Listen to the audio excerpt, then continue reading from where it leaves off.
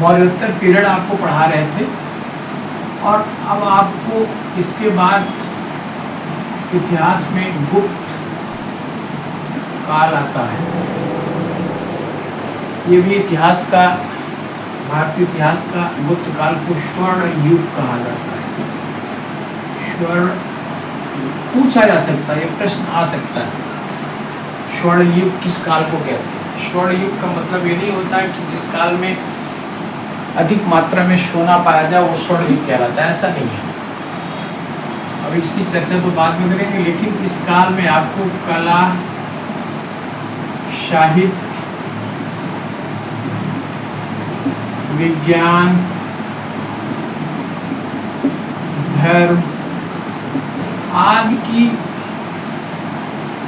सर्वोच्चता, उत्कृष्टता देखने को मिलती है। इसी वजह से इसे स्वर्ण युग कहा गया। ध्यान रखिएगा, प्रश्न आ भी सकता है। अब आपको बता दूं, पहली बात तो हमें फोकस कहाँ करना है। गुप्त काल का जो टाइम पीरियड है 275 से लेकर करीब 550 ईस्वी तक एडी, ठीक।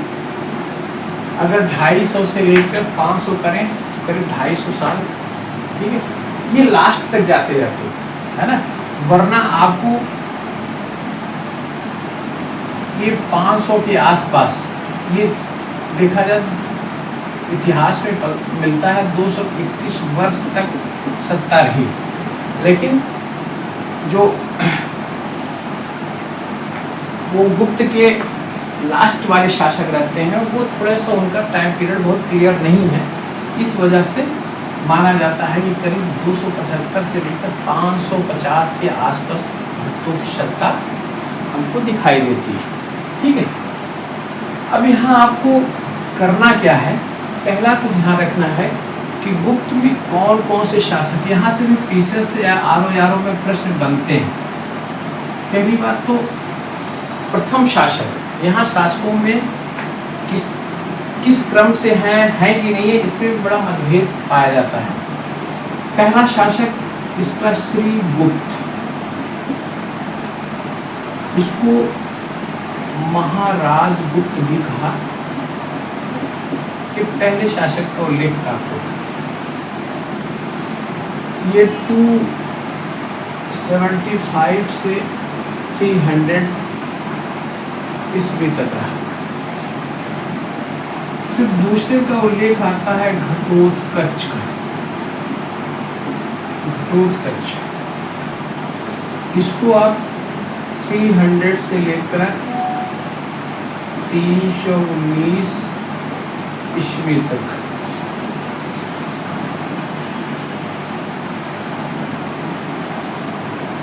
ईस्वी तक। उसके बाद प्रथम जो महत्वपूर्ण शासक है वो चंद्रगुप्त प्रथम,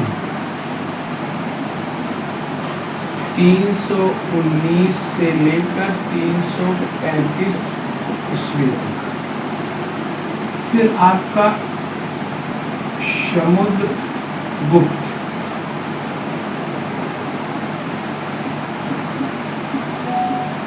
तीन सौ 35 से 375,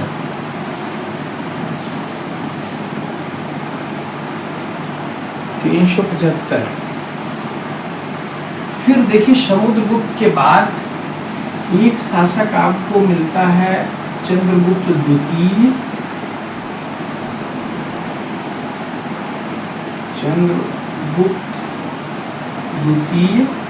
लेकिन इसके पहले एक शासक आपको मिलता है रामगुप्त।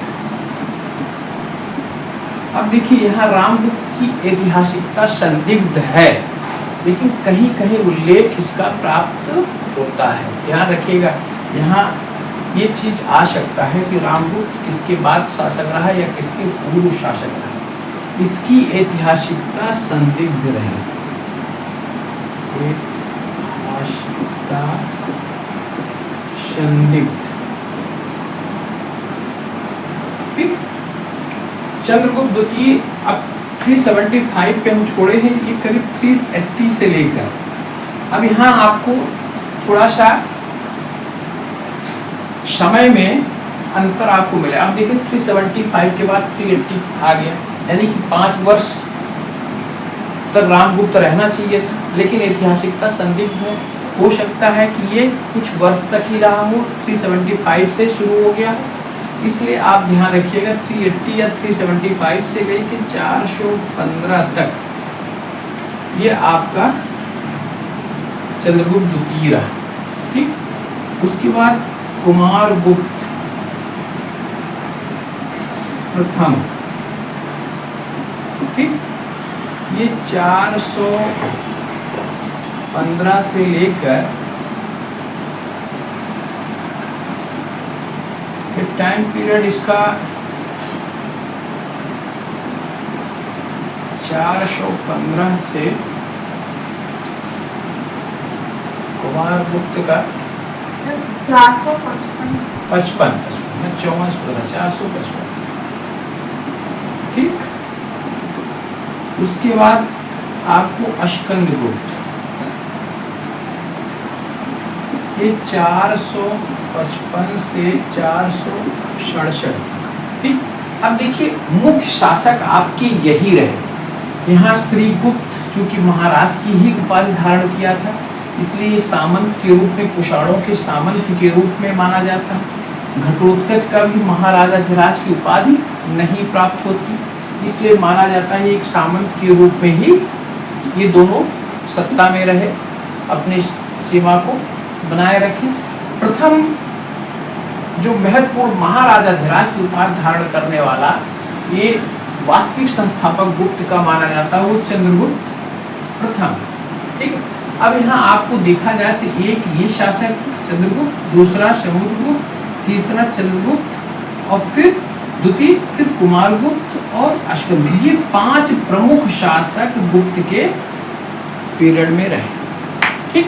लेकिन आप इसको, हाँ एक चीज और बता दूं, रामगुप्त के बाद, चंद्रगुप्त के बाद एक शासक और आता है, गोविंदगुप्त। गोविंदगुप्त, प्रश्न यहाँ उठते हैं, रामगुप्त को कहाँ स्टेब्लिश किया गया, ये और गोविंदगुप्त को भी। कभी कभी शासकों का क्रम निर्धारित करने से संबंधित प्रश्न पूछा जाता है, इसलिए आप एक एक को दिमाग में रख लीजिए। श्रीगुप्त, घटोत्कच, चंद्रगुप्त प्रथम, समुद्रगुप्त, रामगुप्त, चंद्रगुप्त द्वितीय, फिर गोविंदगुप्त, फिर कुमारगुप्त, फिर अश्कंदगुप्त। यहाँ इसकी भी ऐतिहासिकता संदिग्ध है, संदिग्ध, ठीक है। तो ये रामगुप्त और गोविंदगुप्त की ऐतिहासिकता संदिग्ध है, लेकिन कहीं कहीं उल्लेख प्राप्त होता है, विशेष इसके विषय में जानकारी नहीं मिलती। तो अगर कहाँ इसको हम रखेंगे, इन दोनों के बीच में, और इन दोनों के बीच में रामगुप्त। इतने प्रमुख शासक थे। अब देखिए मैं फिर आपको बताना चाहता हूँ, ये तो हो सकता है यहाँ तक शासकों का क्रम ना पूछे, लेकिन इसके बाद जो शासक हैं उसके क्रम निर्धारण का प्रश्न बहुत महत्वपूर्ण है, आ सकता है। स्कंदगुप्त के बाद जो शासक हुआ वो आपका है पुरुगुप्त, ठीक। ये 467 से 76 तक, ठीक। पुरुगुप्त के बाद आपका कुमारगुप्त द्वितीय, फिर इसके बाद बुधगुप्त, बुधगुप्त के बाद वैन्यगुप्त, फिर भानुगुप्त, फिर नरसिंहगुप्त बालादित्य, नरसिंहगुप्त बालादित्य, फिर उसके बाद आपका कुमारगुप्त तृतीय,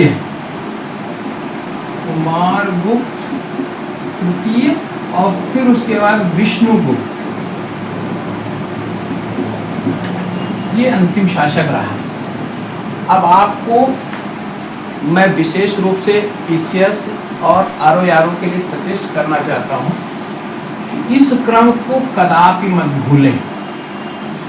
ये प्रश्न यहाँ से एक बन सकता है, ठीक है। अच्छी बात ये रहेगी सारे गुप्त शासकों को क्रम से आपको नाम उल्लेखनीय है जो वो दिमाग में रहे, और इसके बाद जो अश्कद गुप्त के बाद जो शासक हुए हैं इनके क्रम को कदापि ना भूलें। यहाँ से प्रश्न आ सकता है, बीच से 4 को उठा लेगा और पूछ देगा उनके क्रम को निर्धारित करें। इसको बारंबार आप लोग दिमाग में रख लें। मैं फिर आपको आगाह करता हूं कि प्रश्न यहाँ से बन सकते हैं, गोविंद गुप्त और रामगुप्त से भी प्रश्न बन सकते हैं। और शुरू से लेकर लास्ट तक की वंशावली आपको बता दूं। देखिए गुप्तों की जो वंशावली है ना, वो एक आपको बता दूं, कुमार गुप्त का सुपिया लेख है, सुपिया अभिलेख, यहाँ से गुप्तों की वंशावली मिलती है। इसके साथ साथ आपको चंद्रगुप्त द्वितीय की पुत्री रहती है प्रभावती गुप्ता, प्रभावती गुप्ता। इसका एक अभिलेख है पूना ताम्रपत्र लेख, पूना ताम्रपत्र लेख। यहाँ से भी गुप्तों के आदि शासकों के विषय में या वंशावली के विषय में हमको जानकारी प्राप्त होती है। ये और आपको बता दूं, प्रवर सेन वाकाटक शासक था, प्रवर सेन। इसका एक रिद्धपुर ताम्रपत्र है, यहाँ से भी गुप्तों की वंशावली हमें प्राप्त होती है। इस प्रकार से प्रभावती गुप्ता का जो पूना ताम्रपत्र है, ये आपको आगाह करता हूं, मेरे द्वारा कहे गए एक एक शब्द को ध्यान से रखिएगा। वो कहीं ऐसा नहीं है कि हम अपने इस जो विषय वस्तु इससे विषयांतर में आपको बात कर रहा हूँ, कहीं न कहीं आपको आने की संभावना रहती है। इस वजह से हर एक चीज़ को बहुत बारीकी से मेरे शब्दों को सुनिएगा और आत्मसात करने की कोशिश करिएगा।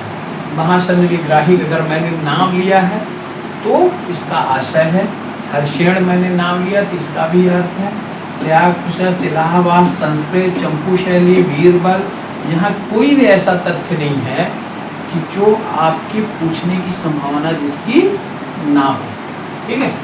एक ये हो गया है तो बहुत आपको लेख, लेकिन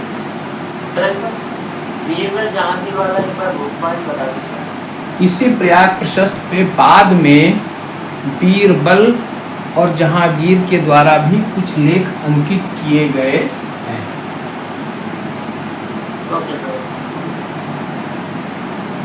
दूसरा देख लीजिए, एक है बहुत महत्वपूर्ण,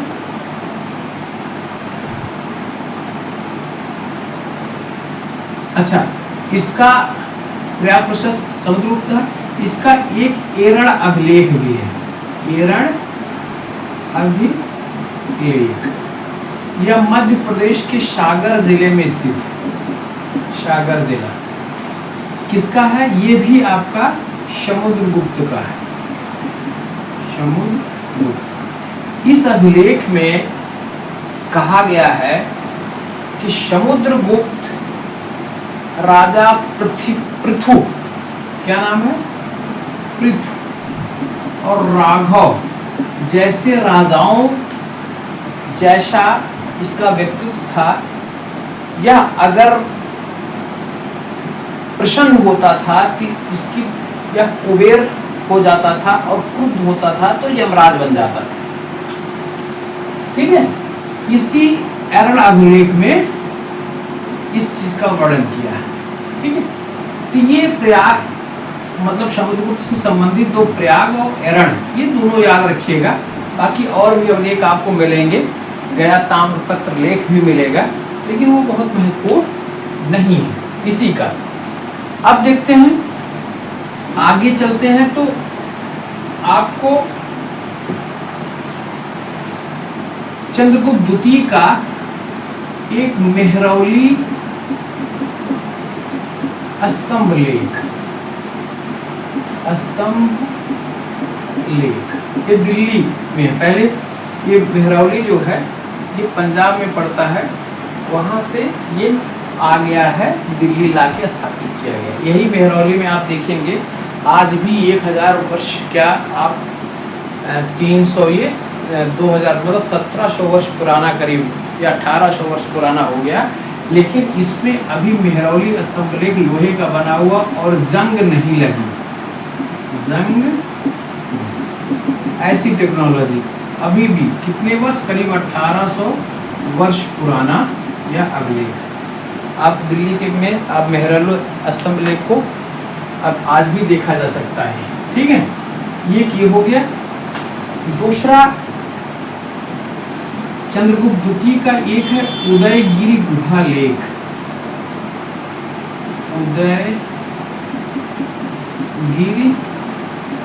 गुहा लेख, यह लेख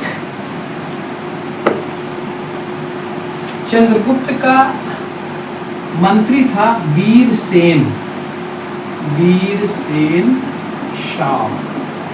ठीक, इसके द्वारा यह उदयगिरि गुहा लेख निर्मित किया गया था। इसकी दीवारों पर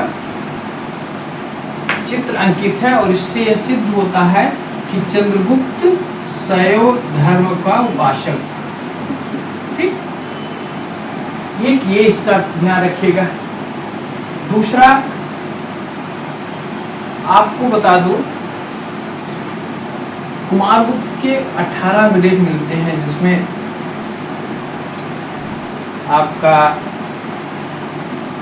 यहाँ से क्या बोलते हैं सुपिया है, करमदंडा है, ऐसे ऐसे करके कई अभिलेख हैं। लेकिन आप उन अभिलेखों को मत अभी दिमाग में रखिए क्योंकि बहुत महत्वपूर्ण नहीं है। स्कंदगुप्त के 2 अभिलेख आपको मैं बता दूं जो बहुत महत्वपूर्ण है। एक भीतरी स्तंभ लेख, भीतरी स्तंभ लेख, और एक जूनागढ़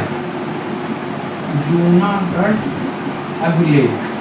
ये दोनों आप जरूर याद रखिएगा। ये किसके हैं? स्कंदगुप्त के हैं। स्कंदगुप्त। अब देखिए भीतरी स्तंभ लेख ये कहाँ है? ये गोरखपुर, और ये जूनागढ़ आपका सौराष्ट्र का क्षेत्र। इसी जूनागढ़ अभिलेख जो रुद्रदामन का भी जूनागढ़ अभिलेख था, जो शुद्ध संस्कृत का पहला ज्ञात अभिलेख माना जाता है इतिहास में, वहां से स्कंदगुप्त का भी अभिलेख प्राप्त होता है। ठीक है, और इसी आपको बता दूं जूनागढ़ अभिलेख में आपको सुदर्शन झील के विषय में, जिसका निर्माण चंद्रगुप्त मौर्य ने किया था, अशोक ने फिर उसमें नहरें निकलवाई थी, रुद्रदामन और स्कंदगुप्त ने उसका पुनरुद्धार किया था। इसी जूनागढ़ अभिलेख से प्राप्त होता है जानकारी। और भीतरी और रुद्रदामन का जूनागढ़ अभिलेख और स्कंदगुप्त का जूनागढ़ अभिलेख एक ही है, अलग अलग? इसी जो उसका अभिलेख लिखा गया है स्कंदगुप्त, उसी पे इसका भी अभिलेख लिखाया गया है, स्कंदगुप्त का भी। यहीं से जानकारी प्राप्त होती है। ठीक है, अब देखिए दूसरा देख लीजिए। इसके बाद ये मुख्य अभिलेख में जिसकी चर्चा मैं आपको किया हूं, इसके साथ साथ ताम्रपत्र लेख में एक दामोदर ताम्रपत्र लेख और एक वैग्राम ताम्रपत्र लेख। ये कहाँ पर है? ये बंगाल में है। वैग्राम भी आपको बोगारा जो पड़ता है बांग्लादेश का, वहाँ पर है। ठीक है, दामोदर और वैग्राम ये ताम्रपत्र लेख बहुत महत्वपूर्ण है, जो कि गुप्तकालीन आपके स्तंभ लेख मतलब अभिलेख में इसकी गिनती की जाए। इसके साथ साथ हमको अभिलेख के साथ स्तंभ लेख के अलावा आपको मंदिरों के द्वारा भी गुप्तकालीन जानकारी प्राप्त होती है, सिक्कों के द्वारा भी गुप्तकालीन जानकारी प्राप्त होती है। अब सिक्कों में आपको ध्यान रखिएगा, पहला कहा जाता है कि ताम्र सिक्का किसने जारी किया। यहाँ पर हमने देखा कि चंद्रगुप्त प्रथम, ठीक, इसके हमको तांबे और सोने के सिक्के हमको मिले, सोने के सिक्के इसको मिले, ठीक है।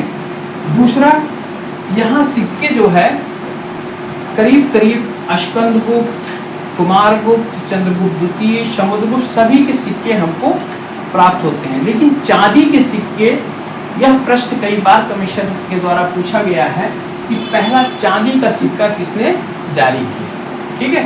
तो अभी तक इसका आंसर होता था चंद्रगुप्त द्वितीय, चंद्रगुप्त द्वितीय।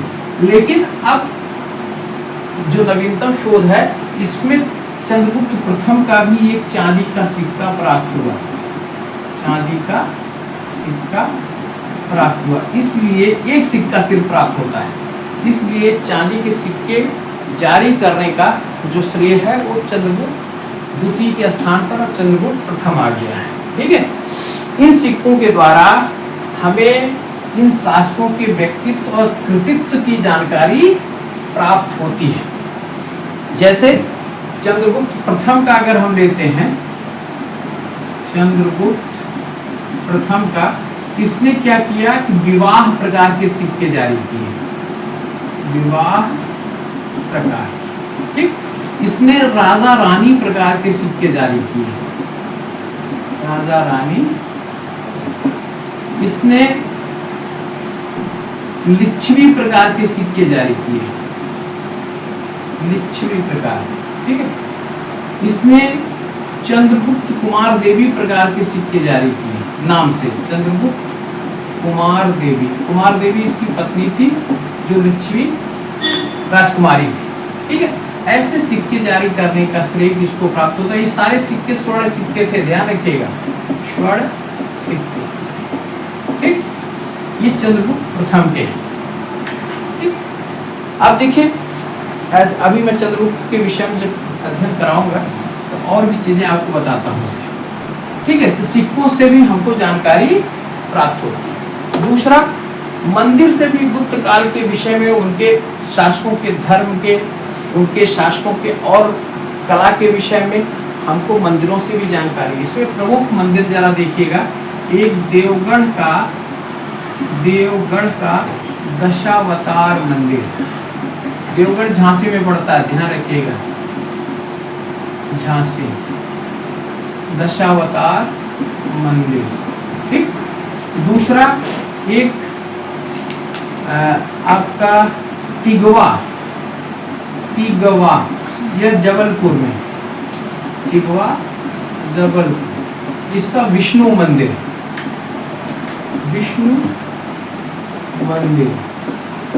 ठीक। एक स्थान है घुमरा का शिव मंदिर, ठीक। एक है नचना कुठार, पार्वती मंदिर, सिरपुर का लक्ष्मण मंदिर, सिरपुर छत्तीसगढ़ में पड़ता है, सिरपुर का लक्ष्मण मंदिर, ठीक।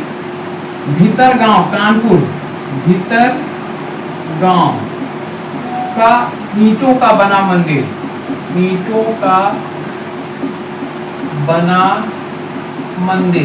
ठीक है। तो ये प्रमुख मंदिर हैं जिससे इनके शासकों के या उस समय के जनजीवन में व्याप्त जो सामाजिक और धार्मिक आयाम थे उसकी जानकारी हमको प्राप्त होती है। आप देवगढ़ का दशावतार मंदिर, तिगवा का विष्णु मंदिर, घुमरा का शिव मंदिर, नगना कुठार का पार्वती मंदिर, सिरपुर का लक्ष्मण मंदिर, भीतरगांव का ईंटों का बना मंदिर, इसको दिमाग में रखिएगा, ये गुप्तकालीन मंदिर है। अभी तक आपको एक बात और बता दूं कि मंदिर निर्माण की जो कला थी वो पहली बार गुप्तों के समय प्रकट हुई, इसके पहले हमारे यहाँ मंदिर नहीं बनते थे, ठीक है।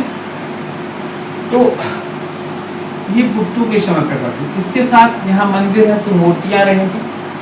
मूर्तियों के द्वारा भी हमें ज्ञात होता है कि उस समय के शासक क्या सोचते थे, किस प्रकार की व्यवस्था, किस प्रकार की धार्मिक व्यवस्था को लागू करना चाहते थे, उसकी जानकारी भी हमको प्राप्त होती है। ठीक है, गुप्त पीरियड देख रहे थे और गुप्त में ज़रा आप हमको थोड़ा सा रिमाइंड करा दें कि इसके पहले समुद्रगुप्त में क्या क्या पढ़ाया गया था। ये गुप्त काल का एक महत्वपूर्ण शासक, इसके विषय में जो प्रश्न पूछे जाते हैं वो प्रश्न मुख्यतः इसकी विजयों से संबंधित, जैसे कि दक्षिण भारत की जो विजय इसकी थी, दक्षिण भारत, यहाँ से प्रश्न उठाए जाते हैं और उस पे जो प्लेस है, जो स्थान है, वो स्थान कहाँ पे पड़ता है, यहाँ से भी प्रश्न आते हैं। लेकिन ये थोड़ा सा क्रिटिकल है, बहुत क्लेरिफाई नहीं किया गया है कि जिन स्थानों की बैंक, मान लीजिए उसने विजय की, पालक की विजय की, उग्रसेन जहाँ का शासक था, इसके अलावा एरंडपाल की विजय की, कांची की विजय की, तो कुछ स्थान तो उसका ठीक है, डिनोट किया जा सकता है कि कहाँ कहाँ पर है, लेकिन और भी अनुमान लगाया गया है। इसलिए इस पे थोड़ा सा आप ध्यान मत रखिएगा। मैं केवल आपको ये बताया कि आपको अवमुक्त और बेंगी और कांची, ठीक, इन तीनों शासकों के विषय में जानकारी आप रखिएगा जरूर। एक हस्तिवर्मा कहाँ यहाँ का शासक था, हाँ, कांची का विष्णुगुप्त था, विष्णुगुप्त, और अवमुक्त का नीलराज। शेष मैंने आपसे कहा था कि दक्षिण भारत की इसने 12 विजय की, 12 राज्यों का, लेकिन आप विशेष अगर ध्यान ना भी देंगे तो भी आपका प्रश्न मुझे लग रहा है कि गलत नहीं होना चाहिए, क्योंकि बहुधा प्रश्न जो पूछे गए हैं वो इन्हीं से संबंधित है, आने की संभावना इन्हीं की भी रहती है। अब देखते हैं कि इसके जो सिक्के जारी किए गए थे, किसके द्वारा, समुद्रगुप्त के द्वारा, वो सिक्के कौन कौन से थे, किस प्रकार के सिक्के थे।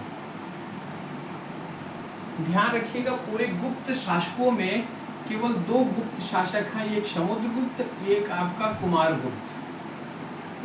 समुद्रगुप्त और कुमारगुप्त, ये दोनों ही शासकों ने एक अश्वमेध यज्ञ कराया था, अश्वमेध यज्ञ। इसीलिए इन दोनों शासकों ने अश्वमेध प्रकार के सिक्के जारी किए थे।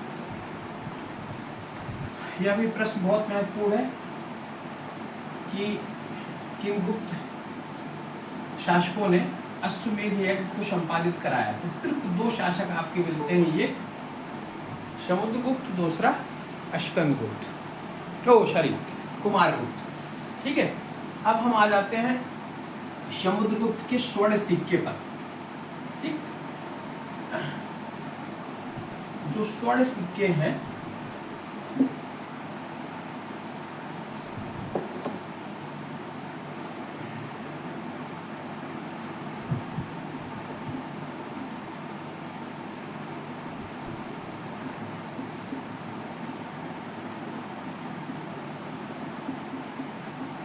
किस प्रकार के सिक्के इसने जारी किए। जैसे मैंने आपको बताया चंद्रगुप्त प्रथम के विषय में, लिच्छवी प्रकार के सिक्के, राजा रानी प्रकार के सिक्के, ठीक, विवाह प्रकार के सिक्के, चंद्रगुप्त प्रथम और कुमारदेवी प्रकार के सिक्के उसने जारी किए थे। इसी प्रकार से इसका एक सिक्का गरुड़ प्रकार का सिक्का है, इस पे गरुड़ का चिन्ह अंकित है, गरुड़ प्रकार का। ठीक, दूसरा आपका वीणा वादन प्रकार का है, ये इस पे वीणा को बजाते हुए दिखाया गया है, जिससे यह पता चलता है कि यह संगीत प्रेमी था और वीणा का वादक था।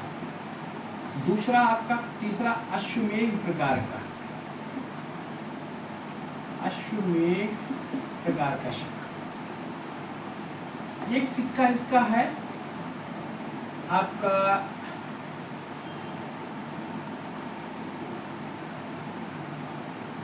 परशु प्रकार का सिक्का, परशु प्रकार। एक सिक्का आपका व्याघ्रहंता प्रकार का, व्याघ्रहंता। एक सिक्का इसका धनुर्धर प्रकार का, धनुर्धर। ये 6 प्रकार के सिक्के इसके मिलते हैं। गरुड़, वीणावादन, अश्वमेध, परश, व्याघ्र और धनुर्धर। इसमें से इन तीनों की संभावना प्रबल है पूछे जाने की, गरुड़, वीणा और अश्वमेध। ठीक है, इस बात को ध्यान रखिएगा, ये आ सकता है लेकिन ज्यादातर आप फोकस इस पे करिएगा, ये भूलिएगा नहीं। ठीक है, उसके बाद समुद्रगुप्त के बाद हम आ जाते हैं चंद्रगुप्त द्वितीय पर। लेकिन इसके पहले एक गुप्त शासक का उल्लेख हमको प्राप्त होता है जिसकी ऐतिहासिकता संदिग्ध मानी जाती है। वह शासक है रामगुप्त। ठीक, अब देखिए रामगुप्त के विषय में कहाँ से जानकारी मिलती है। रामगुप्त एक विशाख दत्त की एक संस्कृत का नाटक है, वो है देवी चंद्रगुप्तम, देवी चंद्रगुप्तम। ये नाटक किसकी है? विशाख दत्त की।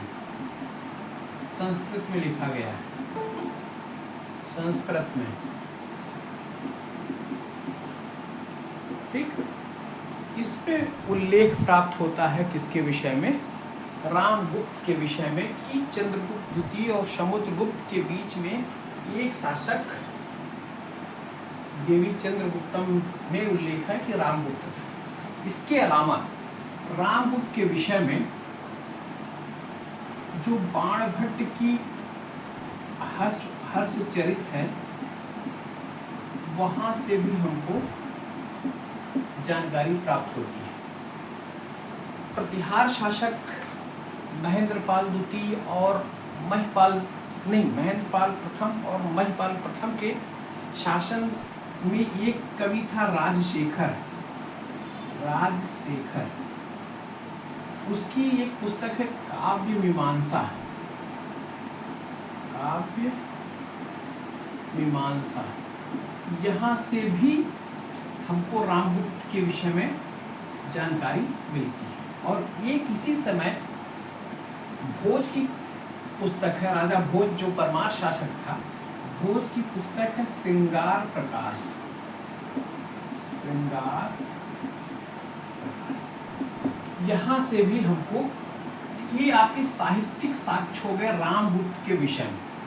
ठीक, देवी चंद्रगुप्तम, बाणभट्ट की हर्षचरित, राजशेखर का काव्य मीमांसा, भोज का श्रृंगार प्रकाश। ठीक, यहाँ से हमको रामगुप्त के विषय में जानकारी मिलती है। इनके बीच में एक शासक रामगुप्त भी था। ठीक, अब देखिए अभिलेखीय साक्ष्य भी हमको प्राप्त होते हैं रामगुप्त के। वो साक्ष्य कौन कौन से हैं? एक आपका राष्ट्रकूट शासक था, राष्ट्रकूट शासक का संजन ताम्रपत्र लेख। राष्ट्रकूट शासक कौन था? अमोघ वर्ष,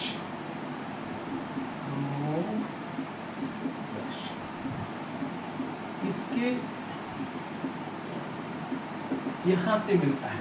ये जानकारी का स्रोत है आपका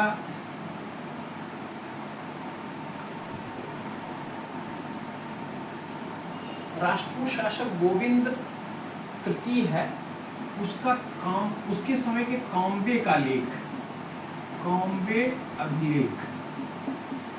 और इसी के समय में आपका सांगली अभिलेख।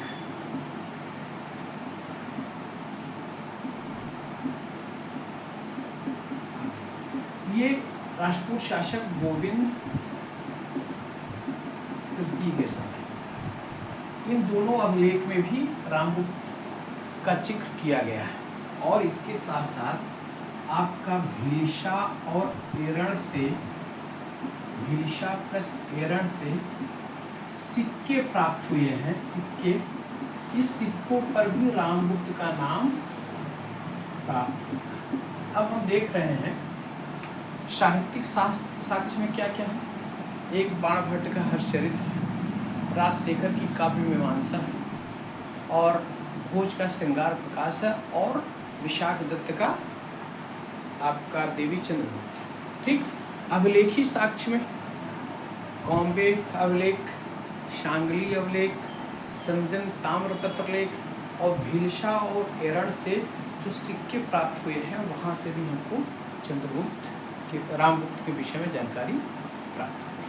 ठीक है, अब मुझे लग रहा है कि इतना पर्याप्त है, और इसके अलावा और कोई प्रश्न यहाँ से बनने की संभावना नहीं है। आप बहुत गहराई के साथ इसके विषय में आप जान लिए हैं। अब क्या क्या उनको स्रोत मिला, इसको जानकारी की कोई आवश्यकता नहीं है, बस केवल आप जानकारी के स्रोत देख लीजिए कि कहाँ कहाँ से मिलते हैं। प्रश्न अगर थोड़ा सा गूढ़ बना लिया तो ऐसे आ सकते हैं, वरना यहाँ से पूछे जाने की संभावना भी मुझे कम ही नज़र आती है। उसके बाद हम आते हैं रामगुप्त के बाद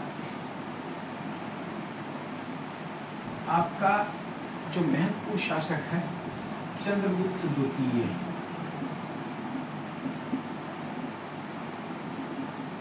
चंद्रगुप्त द्वितीय कहा जाता है कि 380 से 415 एडी तक इसका टाइम पीरियड था। चंद्रगुप्त द्वितीय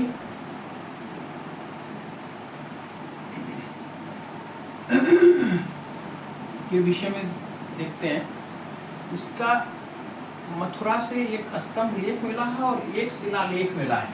मथुरा से क्या मिला है? स्तंभ लेख और एक शिलालेख। ठीक, ये मथुरा से प्राप्त जो स्तंभ लेख है, यहाँ गुप्त वंशावली का जिक्र प्राप्त होता है, लेकिन कहाँ तक? शुरुआत के श्री गुप्त से लेकर और चंद्रगुप्त द्वितीय तक ही हमको प्राप्त होता है। इसके बाद गुप्त वंशावली हमको नहीं दिखाई पड़ती। ये मथुरा से हमको जानकारी प्राप्त होती है। इसके अलावा यहाँ एक उदयगिरी गुहा लेख है, ये बहुत महत्वपूर्ण है। उदयगिरी गुहा लेख। ठीक, देखिए यहाँ से 2 गुहा लेख मिले हैं, और गुफाओं के अंदर जो दीवारें हैं उस पे लेख अंकित है। एक लेख आपका एक गुफा के अंदर जो दीवार है उस पे जो लेख अंकित है, उस पे ध्यान रखिएगा, वो सनकानीक महाराज का है। इसका एक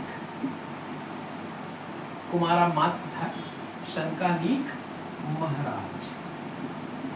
ठीक, यह गुफा यह सिद्ध करती है कि यह वैष्णव धर्म को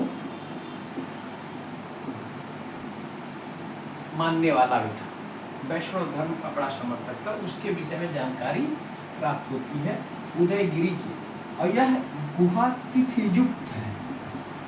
तिथि युक्त। दूसरा जो लेख प्राप्त होता है वो वीरसेन साव का, दूसरी गुफा में साव का।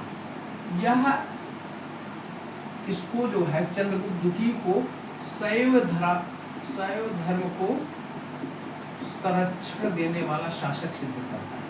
ठीक है, यह तिथि विहीन है, तिथि विहीन है। अब इस पे ध्यान रखिएगा, दोनों, एक सनकानीक का और एक वीरसेन। उदयगिरी से किसके द्वारा जो गुहा लेख अंकित किया गया है, वो कौन कौन से उसके कुमारामात्य थे या उसके कौन से पदाधिकारी थे, इन दोनों का नाम आप भूलिएगा नहीं, एक संकानीक महाराज का और एक वीरसेन शाह का।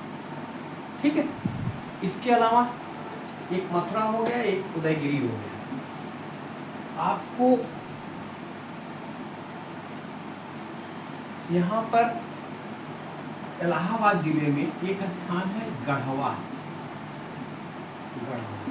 ठीक, गढ़वा से भी आपको अभिलेखी साक्ष्य मिलते हैं, लेकिन गढ़वा में आपको और बता दो, यहाँ चंद्रगुप्त द्वितीय का भी है, कुमारगुप्त प्रथम का भी है और स्कंदगुप्त का भी है। गढ़वा से जो अभिलेख मिला है, गढ़वा अभिलेख वो किसका है? चंद्रगुप्त द्वितीय का भी है, कुमारगुप्त का भी है और किसका? स्कंदगुप्त का है। ठीक है, इसके साथ आपको सांची अभिलेख, रायसेन जिला मध्य प्रदेश का, यहाँ से भी आपको चंद्रगुप्त के विषय में जानकारी प्राप्त होती है। ठीक है, अब यहाँ देखते हैं चंद्रगुप्त के विषय में हमको क्या करना है। पहली बात आप ध्यान रखिएगा कि इसके वैवाहिक संबंधों को देख लेते हैं। चंद्रगुप्त ने 3 राजवंशों के साथ वैवाहिक संबंध स्थापित किए थे। एक आपका है वाकाटक, ठीक। दूसरा है आपका कदम वंश और तीसरा है नागवंश। ठीक, नागवंश की पुत्री थी कुबेर नागा, जो चंद्रगुप्त द्वितीय की पत्नी बनी। एक संबंध ये हो गया। इसी कुबेर नागा से उत्पन्न पुत्री थी प्रभावती गुप्ता।